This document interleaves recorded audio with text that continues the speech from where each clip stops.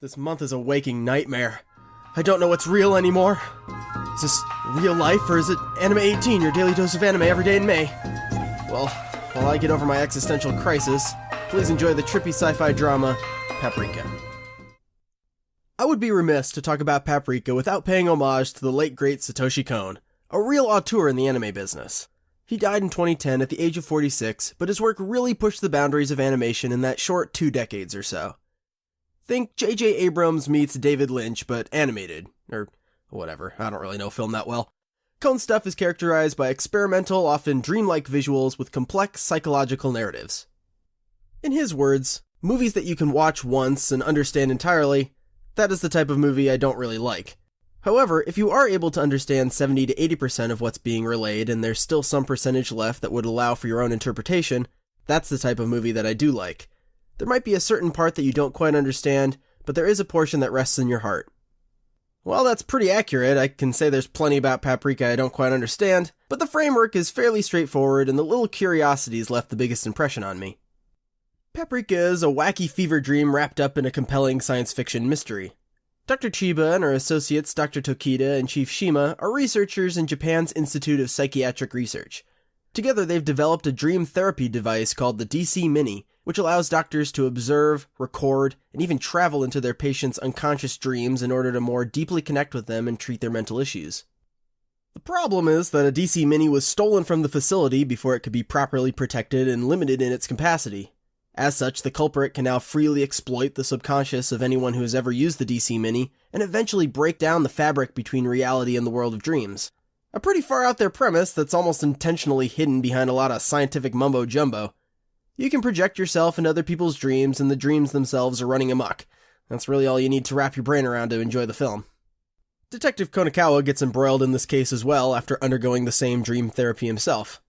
It's here that we're introduced to the titular Paprika, a literal Manic Pixie dream girl who seems to be a persona or construct within the DC Mini who guides patients through their repressed thoughts in the dreamscape. These dream sequences are where Kon and his team at Madhouse really flex their creativity and showcase some truly stunning and utterly disturbing scenes.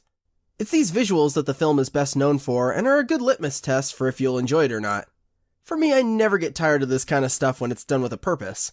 Paprika is intentionally vague and open to interpretation, but the visual overstimulation does a good job of disorientating the viewer and slowly ramping up to convey the chaotic accumulation of thought. Outside these sequences, the film is a fairly grounded whodunit with a likable cast and a real feeling of urgency. Konakawa is pretty straight-laced, but a fun audience surrogate who, much like us, never quite seems to be caught up with whatever's going on. I was also pleasantly surprised with Yuri Lowenthal's English performance as Dr. Tokita. He's this obese man-child of a scientist who's totally clueless to the consequences of his inventions, and I thought the English voice was a little too competent and normal-sounding for such a weirdo. But he becomes a really sympathetic character by the end, and his unique bubbly design is so expressive it actually kind of grew on me. Man, thinking about it, all these characters are so fun. Despite being kind of a dark and dour narrative, the majority of the cast has this playful attitude and are totally the type of psychiatrists I'd want to have. And of course, Paprika is best girl and everyone has a huge crush on her, but Chiba has a lot of redeeming moments of bravery and badassitude.